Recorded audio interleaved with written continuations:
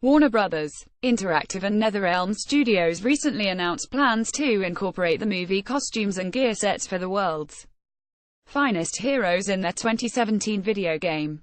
The movie gear and costumes are only available until Sunday, November 19th.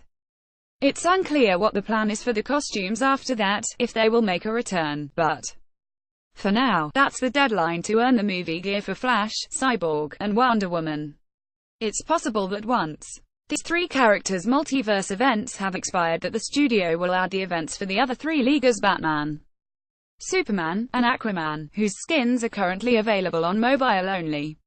Related: Injustice 2 introduces TMNT, Enchantress, and Atom. Players have to complete 4 challenges and 1 final boss fight for each character in order to obtain that character's movie gear. Although the structure is the same for each superhero, the opponents they face and the locations they fight them in are all different. It's worth noting that each hero's challenges exist on Earth 1117, a previously undesignated Earth in the multiverse. Could this be the Earth in which the movie exists? The Flash's Justice League movie gear: Barry Allen's days time traveling have unwittingly placed him in the crosshairs of the Lords of Order, a supernatural group of godlike beings normally associated with magic uses but have taken interest in controlling the timeline before. However, they act more like the Lords of Chaos and working alongside Brainiac instead of trying to defeat him. Flash's first task is defeating 5 enemies in the Test Gone Wrong event, which is described as completing the challenge rewards the player with Flash's frictionless sprinting boots. Upon completing Test Gone Wrong, players then continue their journey with Accidents Happen, which has an AI difficulty of 3 and rewards players with Flash's Justice League gauntlets. To get Flash's experimental armor of boundless speed, they need to complete the 3rd challenge, Get Out, which, again, has an average difficulty. Though this time players will have to defeat 8 opponents, instead of 5.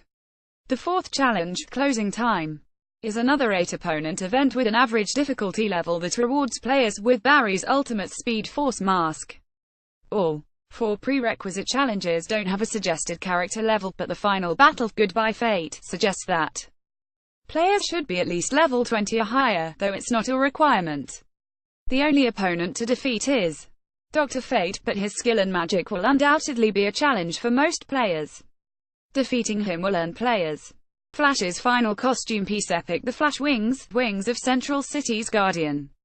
Cyborg's Justice League movie gear. Players start out Victor Stone's journey to obtaining Cyborg's movie gear by completing the Bad Morning Challenge, which rewards players with the character's Cyberverse receive a leg armor. This is the first part of Cyborg's mission to defeat Brainiac, a worthy opponent considering that Victor is the most powerful cybernetic human on the planet.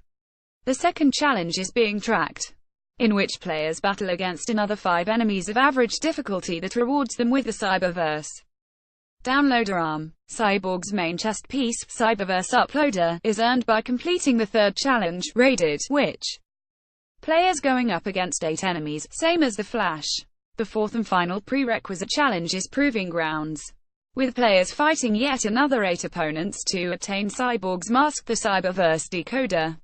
Just as with the Flash, Cyborg's final battle suggests that players' Cyborg character is at least level 20 or higher, for they will be going up against Brainiac himself, one of the game's toughest opponents, in Dismantled, which rewards Victor's Get It with the epic Cyborg Nova Blaster.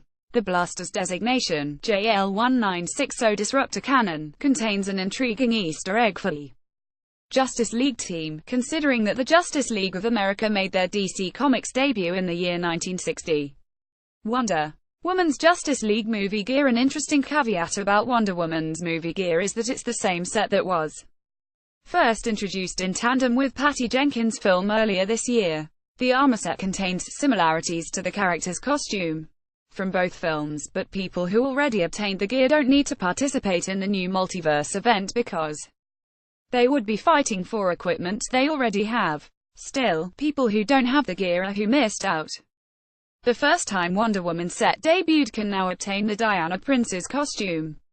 As with the aforementioned multiverse events, Wonder Woman's journey to obtaining her movie gear starts off with a relatively easy challenge that has players going up against 5 opponents in Open Door, which rewards winners with Diana's smash hit boots.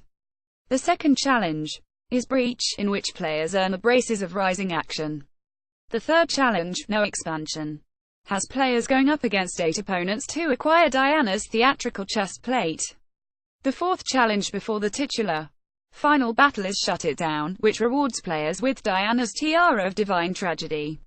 Wonder Woman's final battle is against the supervillain or anti-hero, Black Adam on Kahndaq. The challenge Stop Adam rewards players with the character's final set piece, Epic Wonder Woman Arsenal, Blockbuster Falchion. Stay tuned to Screen Rant for more updates on and the movie gear sets.